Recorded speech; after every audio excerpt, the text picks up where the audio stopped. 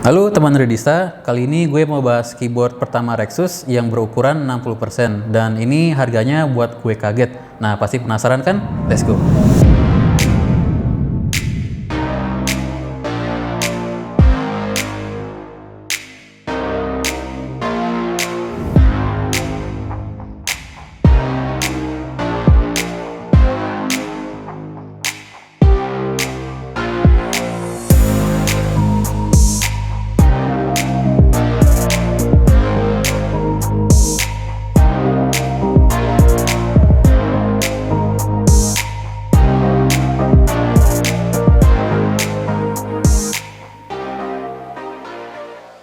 Jadi kali ini gue membahas keyboard Rexus Daxa M64 Classic, dan sesuai namanya keyboard ini terdiri dari 64 tombol, dan seperti keyboard Rexus sebelumnya, Classic itu artinya ini keyboard kabel, dan biasanya sih Rexus bakal ngeluarin versi wirelessnya. Jadi buat kalian yang baru mampir, jangan lupa subscribe ke channel Redista biar nggak ketinggalan video-video terbaru kita.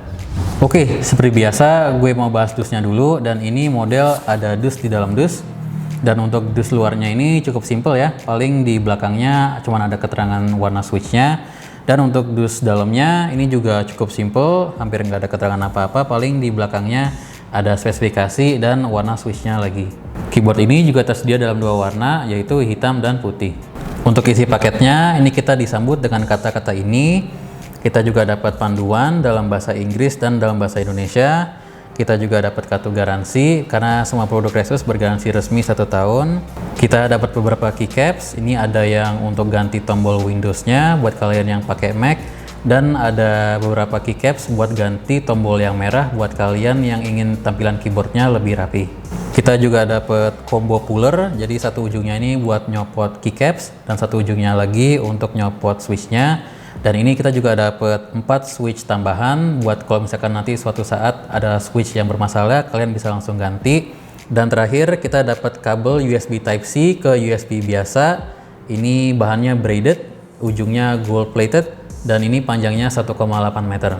Oke, sekarang kita bahas keyboardnya. Seperti yang gue bilang tadi, ini keyboard ukuran 60% yang terdiri dari 64 tombol. Dari sisi dimensi ini sekitar 30 kali 10 kali 4 cm, dan dari sisi berat ini kurang lebih sekitar 500 gram. Dari sisi bahan, untuk casingnya ini menggunakan plastik ABS, dan untuk keycapnya menggunakan 2 ton PBT die-sub. Dari sisi desain ini cukup minimalis ya, paling cuman ada logo Daxa M64 di atasnya dan ada port Type-C. Dan ini enaknya kalau kalian nggak suka dengan kabel bawaannya atau kabel bawaannya terlalu panjang atau terlalu pendek, ini kalian bisa pakai kabel Type-C lain. Dan buat kalian yang mau pakai ini buat di MacBook misalkan yang cuma ada port Type-C, kalian tinggal beliin kabel Type-C ke Type-C. Untuk bagian bawahnya ini juga cukup polos, cuman ada 4 rubber feet, tapi dia nggak ada kaki buat naikin posisi keyboardnya ya, soalnya tanpa kaki pun sebenarnya posisi keyboard ini udah cukup naik. Bahkan kalian bisa lihat di bagian belakangnya ini kayak floating gitu. Dan kalau kalian suka posisi keyboardnya lebih flat, paling kalian harus akalin dengan ganjel sesuatu di bagian bawah keyboardnya. Dan ini ada kayak semacam variasi gitu ya. Jujur gue nggak tahu ini gunanya apa. Kalau kata cameraman sih ini biar bawanya lebih gampang ya, kayak buat tangan jari gitu. Tapi kalau menurut gue sih nggak juga sih, kayaknya tanpa ada variasi ini juga cukup gampang dibawa. Kalau kalian ada yang tahu ini fungsinya buat apa, taruh di komen ya. Untuk keycapsnya sendiri dari sisi desain ini standar, dan untuk font yang digunakan ini lebih ke selera ya, karena ini menurut gue fontnya termasuk besar dan nggak terlalu gaming.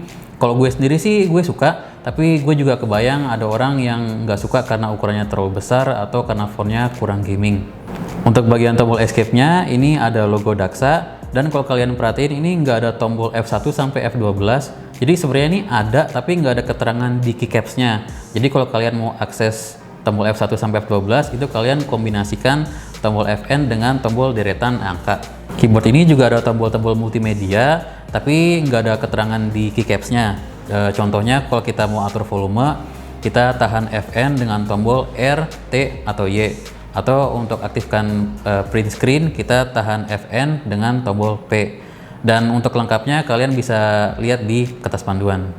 Untuk switchnya dia menggunakan Gateron KS9 yang tahan hingga 50 juta klik Dan ini tersedia dalam 4 varian ya, 2 tactile yaitu blue dan brown, dan 2 linear yaitu red dan yellow. Dan switchnya bisa dicopot atau hot swappable dengan switch lain yang menggunakan 3 atau 5 pin. Nah, tadi pas gue coba ganti keycap yang abu-abu ke yang merahnya, justru switchnya ikut keangkat juga. Jadi kayaknya keycap yang abu-abu ini terlalu seret, mungkin karena masih baru ya. Rexus juga menyediakan software tambahan yang kalian bisa download langsung dari rexus.id, dan lewat software ini kalian bisa atur hal seperti makro dan pengaturan RGB lebih lanjutnya. Untuk lampu RGB-nya ini totalnya ada 15 mode, dan kalian bisa ganti dengan pencet tombol Fn dan tombol yang di bawah backspace. Dan kalian juga bisa matiin lampunya dengan pencet tombol Fn dan tab. Kalian juga bisa setting RGB-nya supaya hanya muncul satu warna atau static ya biasanya orang bilang ya. Dan ini tersedia 8 warna. Kalian juga bisa ubah kecepatan animasinya atau tingkat cerahnya dengan pencet tombol Fn dan tombol panah. Untuk indikator caps lock dan windows lock, ini kalau kita pencet warna lampunya akan berubah jadi putih. Tapi untuk yang caps lock ini kalau buat gue kurang kelihatan ya, kalau dari posisi normal harus agak maju dikit baru agak kelihatan. Oh ya, dan ada satu mode RGB lagi yang hanya kalian bisa akses melalui software ini, yaitu Music Sync.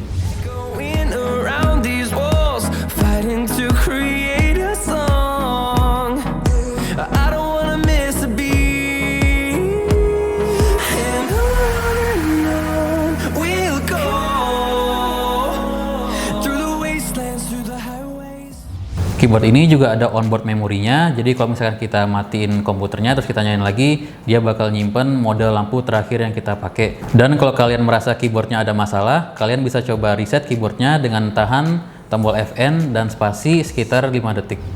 Untuk harganya, jujur pertama kali gue denger, gue kaget. Tapi bukan karena terlalu murah, tapi buat gue ini mahal. Di sini kata kuncinya buat gue, karena ini harga keyboardnya hampir 800.000. Tapi kalau kita ngomongin harga pasaran, sebenarnya sih ini keyboard harganya cukup kompetitif, karena ada juga keyboard dengan spek yang kurang lebih sama, harganya bisa di atas 1 juta. Oke, kayaknya gitu aja ya. Kalau misalkan ada yang kurang, kalian bisa taruh di komen. Dan kalau kalian pengen beli barang ini atau barang lainnya, kita taruh link toko kita di deskripsi. Dan kalau kalian suka konten seperti ini, jangan lupa bantu kita dengan pencet like dan subscribe ke channel Redista. Oke, see you on the next video. Bye!